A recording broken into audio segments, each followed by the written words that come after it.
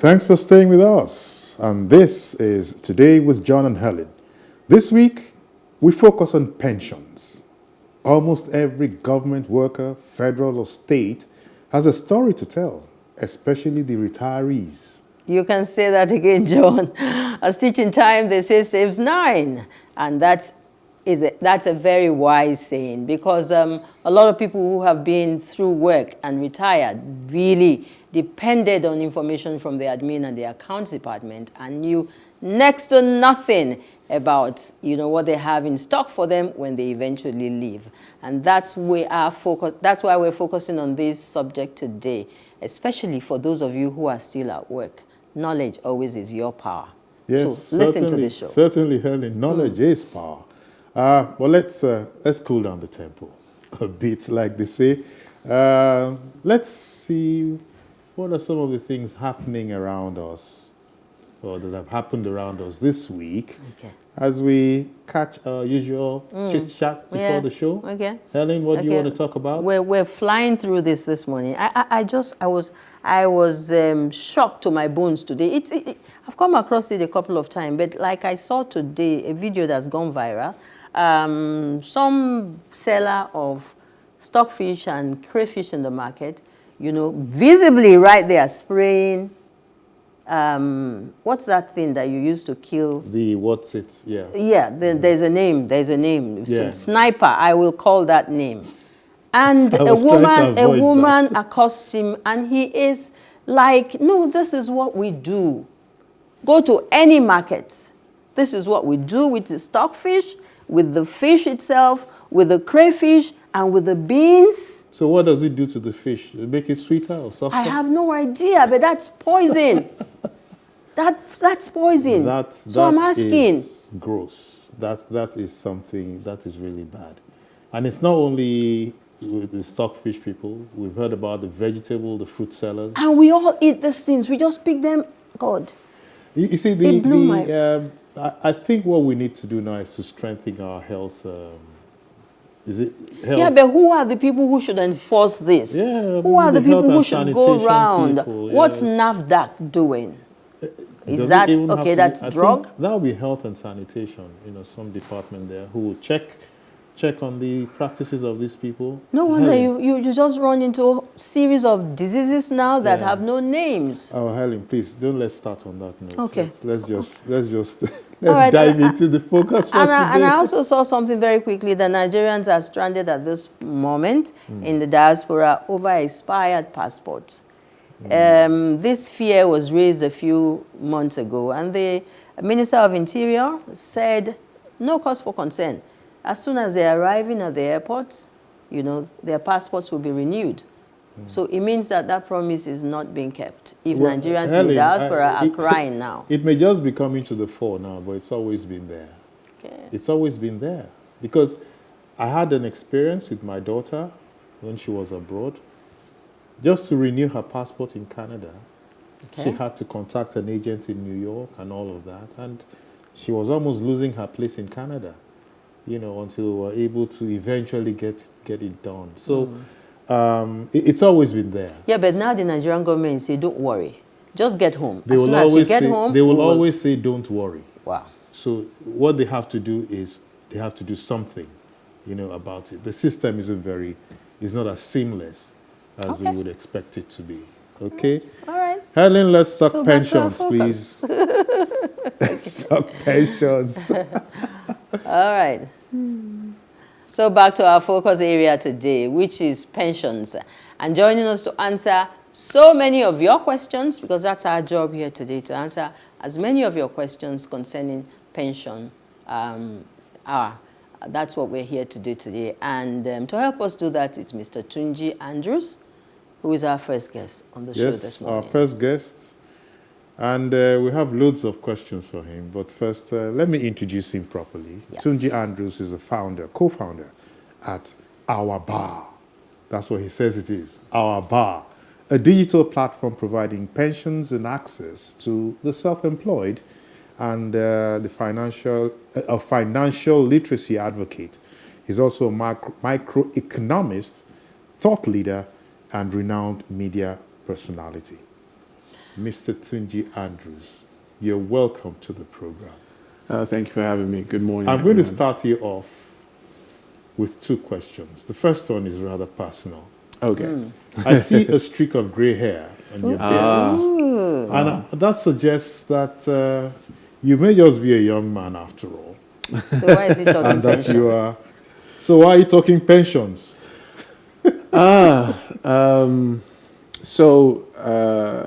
Pretty much it's been right around my own experience as a professional. I've had a very decent career, starting in the capital market and also being part of the media in some cases. But I've always been a contract worker. So right around the time when I turned 35, it started to occur to me that, I don't have pensions. I don't have any retirement savings. And I mean, that is when it starts to occur to you that you're actually going to get old one day, because when you're in your 20s, it seems like 40 is just too far away, Yes. It's never going to come, Then you start realizing that you're actually getting old. But then the regulator that's PENCOM in Nigeria created what we call micro pensions about 3 years ago, and that is pensions for the self-employed. And I was so ecstatic about it, because it obviously gave me an opportunity to plug into pensions. But I was surprised after 2 years that it did not gain any traction. Wow. Nobody was talking about it. It surprised me a lot. It was something that you expected was going to blow up. So you expected that you would turn on the radio one day and it will be everywhere, and nobody was talking about it. And since I've been in the financial literacy space for a long while, it was my time to, talk the talk. And, that I've been walking to walk the talk. I've been talking for a while. Yes. So it was just a no-brainer. And the fact that it is around financial inclusion, getting more people into the financial space was really exciting for me, and it's been a good journey so far.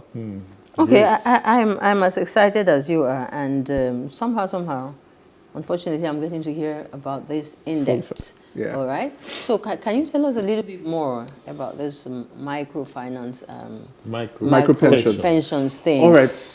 Because what a lot of us know about is Regular the pensions. government, the regular pension scheme. Yeah.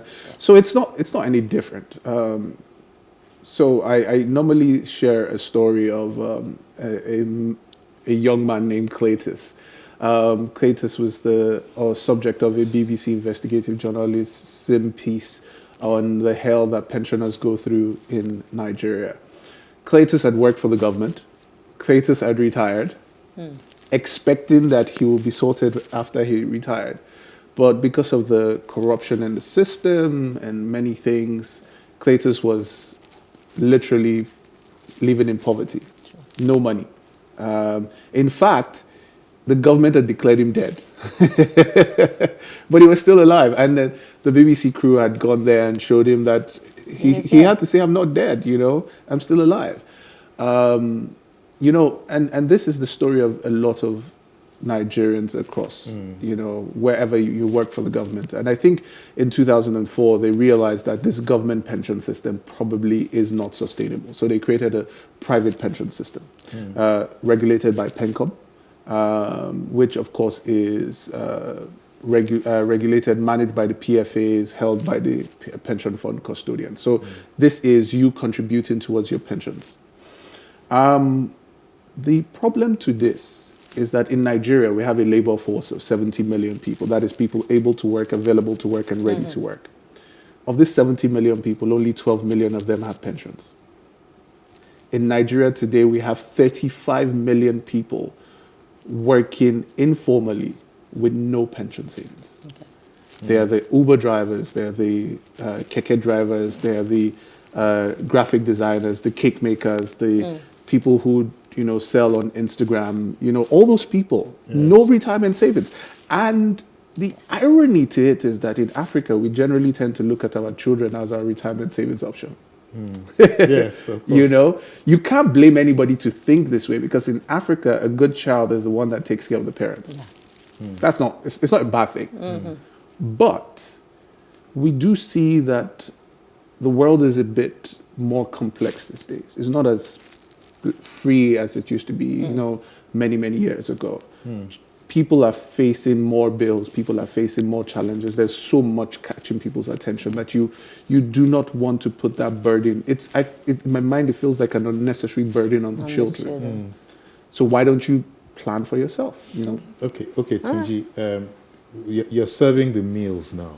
Right? But let's set the table first. Okay. Let's go back to brass tacks. Okay. You know, is pension mandatory in Nigeria? Or how much so? So if you're in a 9 to 5, it is by law. If you work as a 9 to 5, 9 to 5 in government or private? Anywhere. Anywhere. It is regulated by law. You must have a pension. If the organization has more than 3 staff members, you must have a pension plan for your employees.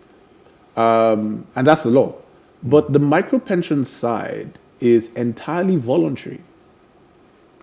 Okay. Contributory and entirely voluntary. So the regulator has made it in such a way that if you have 1,000 to contribute, fine. If you have 500, fine. If you have 100,000, up to you. If you have 5 million, pretty good. The general context is start saving something for your retirement. And unlike the formal pension scheme, the micro pension scheme, you can withdraw up to 40% of your savings at any point in time after the first 3 months. So it gives a bit of flexibility. But the pension system in Nigeria is very robust. It's a weird conversation that people don't know much about it. I was going to say that. It's probably the most ring-fenced sector in Nigeria.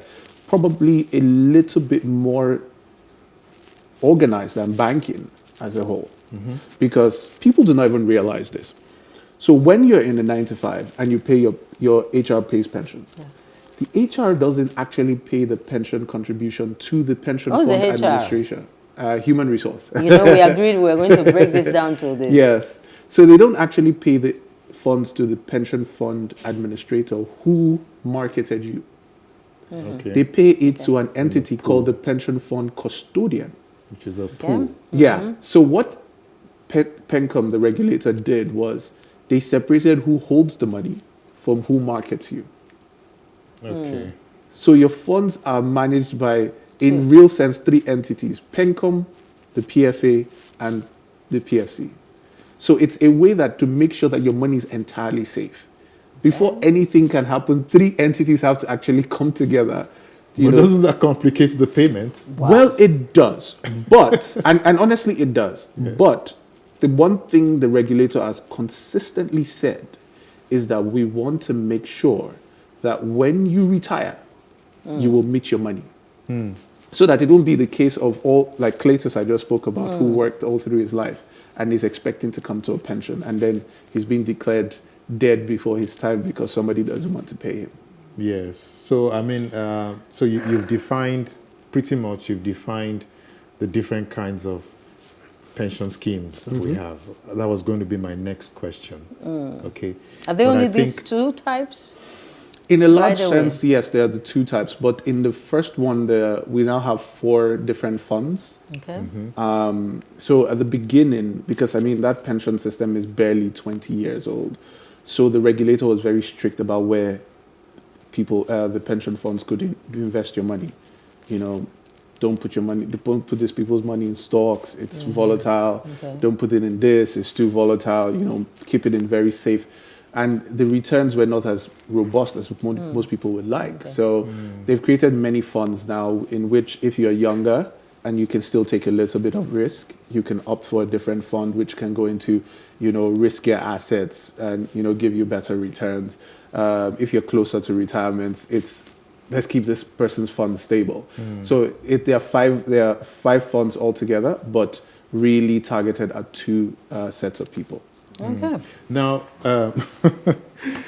who knows about this? I mean, because Tunji, you've come here and you've said so much within a few minutes.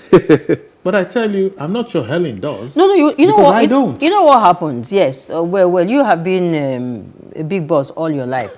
For some of us who worked for the federal government, what obtains is at some point, you know, they get you all together and bring people from the PFL to come and educate you. And it's not a one-on-one thing.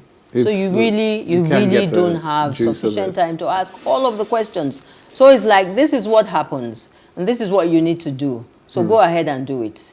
But we still fall short. You know, so you don't get the details. You don't get the understanding. We're not connecting. You know, so that's what obtains in the federal and the states. But at the point of exit is when you really begin to see.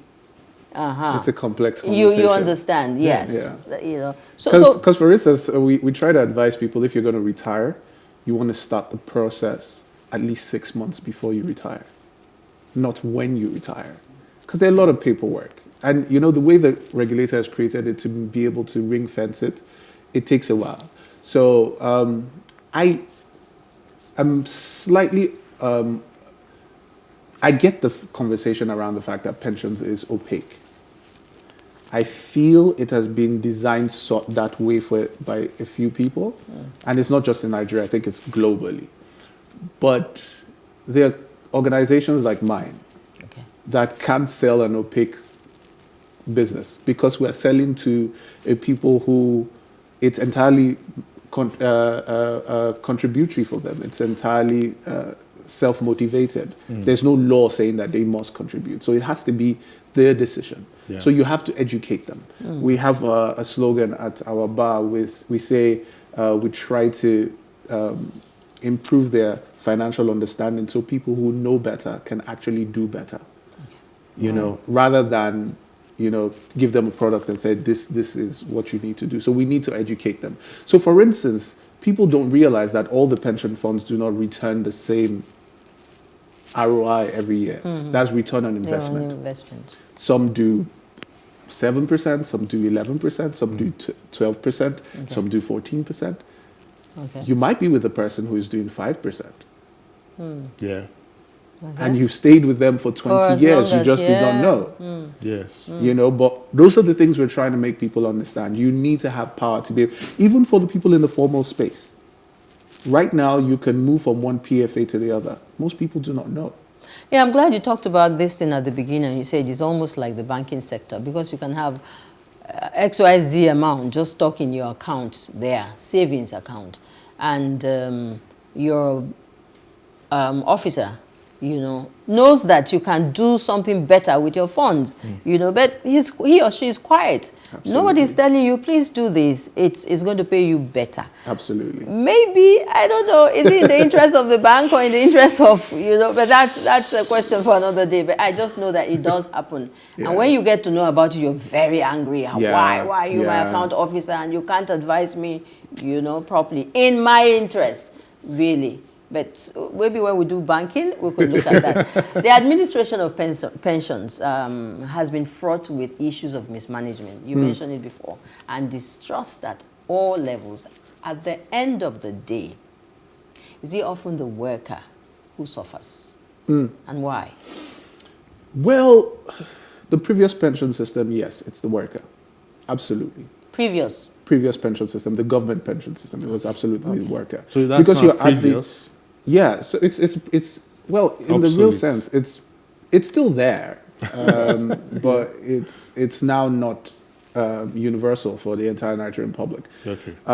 But you see, in that pension system, you were entirely at the mercy of the government, the budget, and its ability to be able to get revenue to pay. So whenever a governor is thinking about pensions, he's thinking first my roads, my infrastructure, my staff salary, myself, and then pensioners. But some part of your money is what you're asking for. No, it's not everything that's government. In the real sense of it, there's no money being kept anywhere. In the real sense of government workers, it is just being plugged into a budget. Because it's not like the government removes or deducts or then plans every day it's paying you. It's just like, okay, when you get there, we'll think about that. Wow. Okay, so we're talking about plugging. We will want to plug into our first break now. So stay with us, don't go away.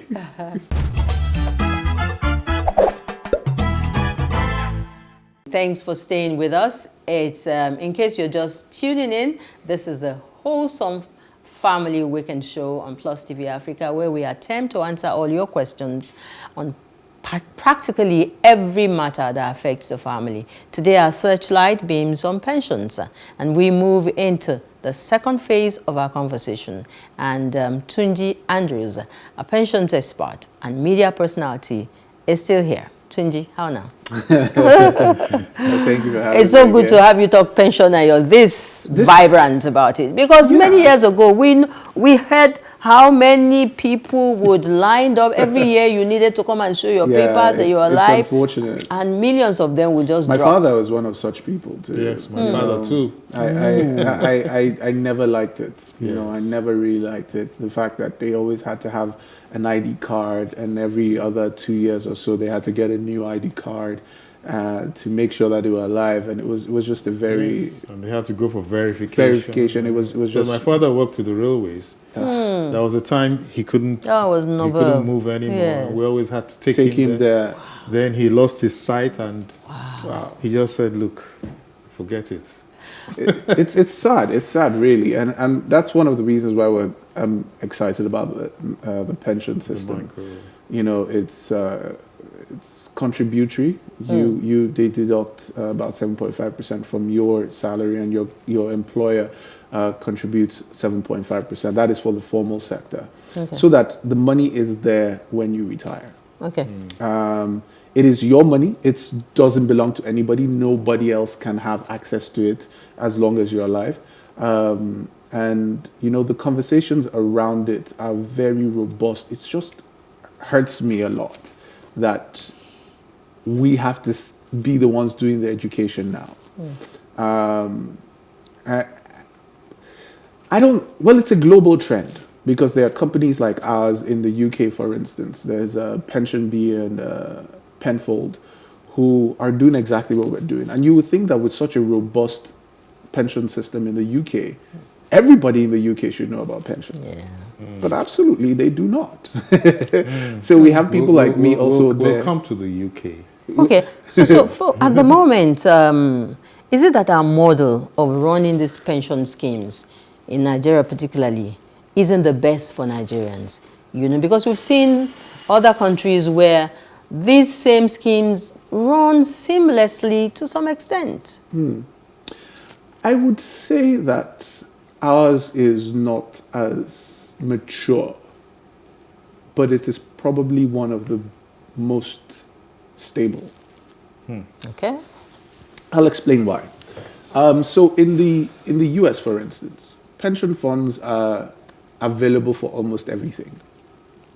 So as a business owner, you can draw on your pensions as collateral for your business. If your business works, fine. If your business doesn't work, fine. The pension funds are invested in a lot of things, risky assets. Some return, some don't return. In Nigeria, the regulator is very strict. The regulator is like, people must get their money when they retire. So put it in things that will make sure that there is good, stable returns. It might not be all 700% but they will get decent returns. So we are still at the place where we are now having those conversations where people can use their pension assets as collateral to be able to buy property. So we're just getting there. Do not forget that we're less than 20 years as a new pension system. In other countries, this has already been happening for years. And of course, you remember the housing market crash that happened some years ago. Pension funds were affected at that time. So we're not really entirely sure what is in the pension system in the US, in the UK, but in Nigeria, we know for a fact that the money is there. Okay, it's a good thing you were able to make it clear that we've had a restart. Yes, yeah. You know, pretty because, much. You know, a lot of people would have been worried. You know, does the government really have its heart in pensions? Are they committed to it? Yeah. Are they really there? You know. Also, another thing I must say again is that every other year you hear one government official come out and say, "Oh, look at the pension money there. We should use it for infrastructure." Yes. And Pencom is like, really? Are you? Are you joking? You know, stay where you are, we stay where we are. Yeah. That is one of the That's things good. that has given me the biggest confidence. The system has been one that government can't just stumble into it and, you know, because they want to. I mean, we're sitting on over 14 Because a lot of trillion money. naira. Yeah. Yeah. And the government is like, wow, we could do a lot with that money. that, yes. And the regulator is like, nope, No. this is retirement savings for people. And Stay they will on get your their lane. money. Yeah. Exactly, stay where you are. I read somewhere actually where they say that pension savings was the largest even during COVID in 2020. Absolutely. It was a it's a lump massive sum, industry. the biggest. So, and it savings. worries me why we don't know as much about it as we know about banking. Ask the average Joe on the street, Yes. what is a bank? He will tell you, where I go and keep my money and I can always go and collect it.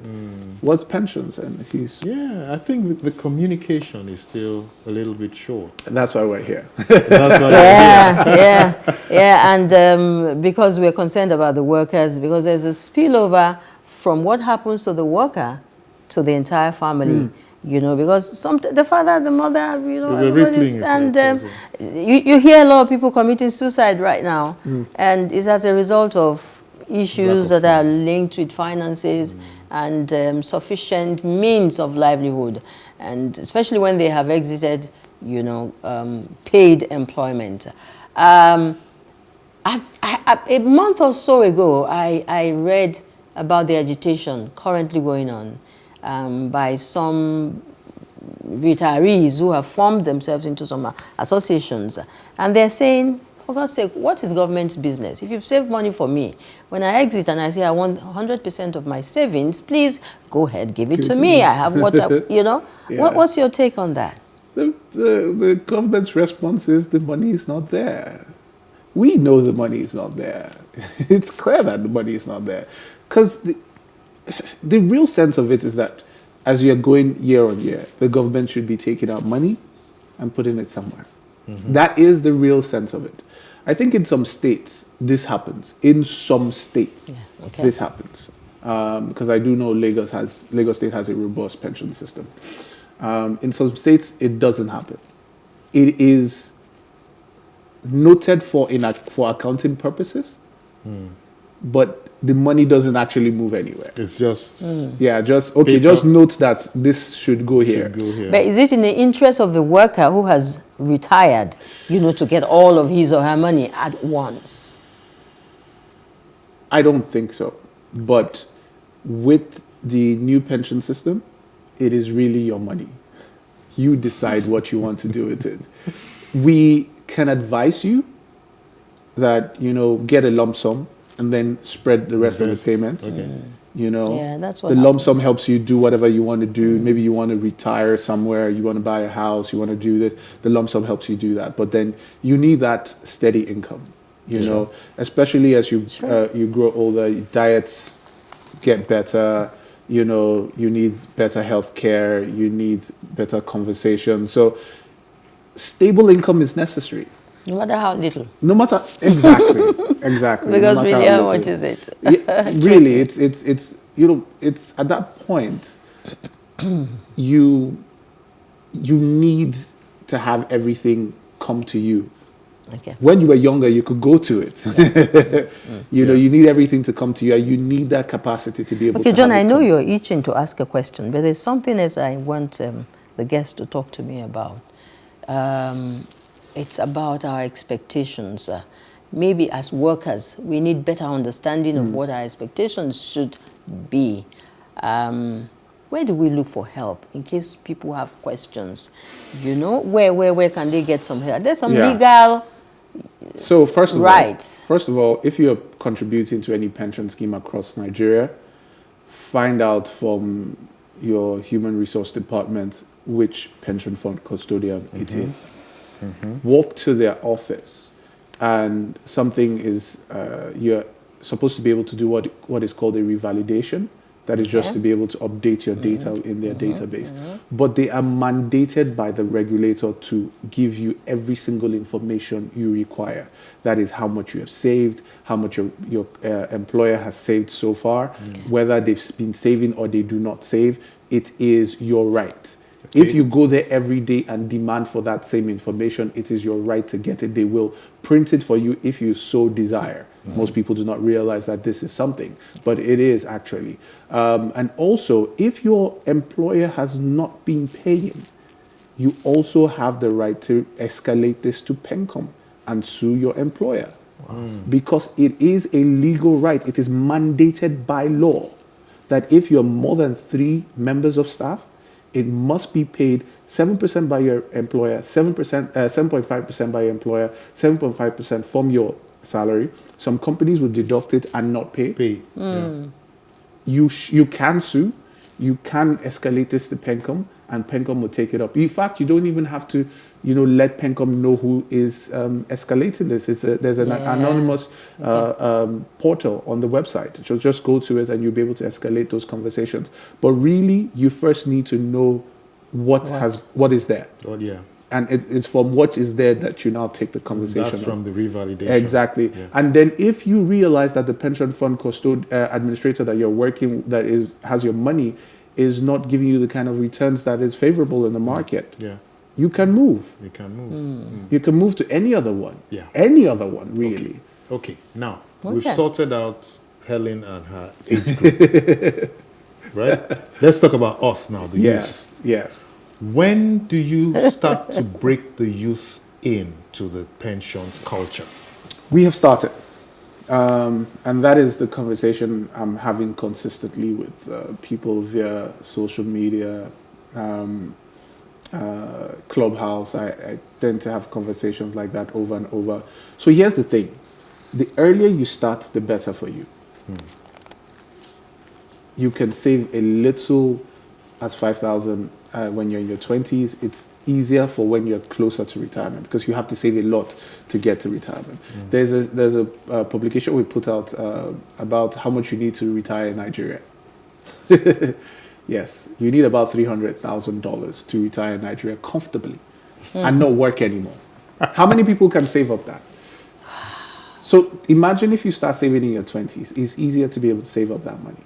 With the issues of compound interest, which of course accumulates your money, if you have it with a good PFA and the interest is able to accrue properly, 300,000, I'm talking about 300,000 to give you good housing, good healthcare, good infrastructure. That is, you're not living on the whims of any other person. How much would you be earning to be able to save up to this amount of money? How much? The earlier you start, of course, it's easier. But that also presupposes that you haven't done any of those things along the line. Of course. If you have to wait till you get Well, retired, if you've not done any of those things, yeah. of course, yes. But if you have, probably if you have a house that's already, yeah. it reduces those costs. or some If- framework. Because part of the things in Nigeria is that there's almost no infrastructure to guard you if you don't build the rails yourself. Yes. So if you don't make sure water is running in your house, Nobody's going to do it for you. power, healthcare. They say if you want to hide any information from the black man, just put it in a book. Either book or online, whatever. A lot of us really don't like to go dig and find out what it is that we need to know about any issue, health, education, your life, whatever. We just like to be, a lot of us like to be spoon-fed. We believe that we have professionals, people whose responsibility it is to give us the information. But a lot of the times, these people aren't doing it because it's not in your interest. Now, last week we talked about education, the traditional and the unconventional, unconventional kind of education. And we looked at which is better now, because of the technology age. So would you agree that pensions, talking about pension now is almost like old-fashioned? Because you're letting people know that, okay, you're getting close to, you're dying. It's like but wheels. you see the thing is, the younger generation understand living comfortably after I retire. The conversation of retire early, retire young, retire early started in my generation. So there was all these motivational speakers talking about, you need to retire when you're 40. There was a lot of conversations around that. And the younger people now, I mean, with the IT generation, fintechs and all of it, you're having people sell their businesses when they're, 27 and 30. So they're already thinking, there's a context around retiring. Good. How it works is what they've not really talked about, in terms of thinking about it in a structured manner.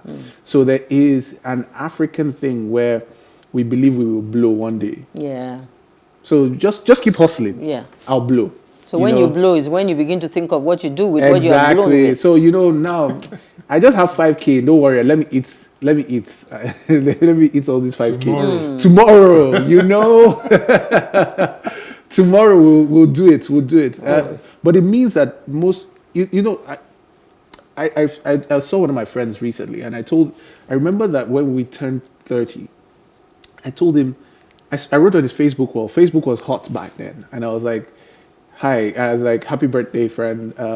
We met when we just clocked 20. No. That the years have breezed by. 10 years just looks like it's just gone by like that. That let's get to work because this is how 40 is going to come. Yes. True. It's come. True. It's come. Yeah. Now. So it's a mentality you have to keep reminding them.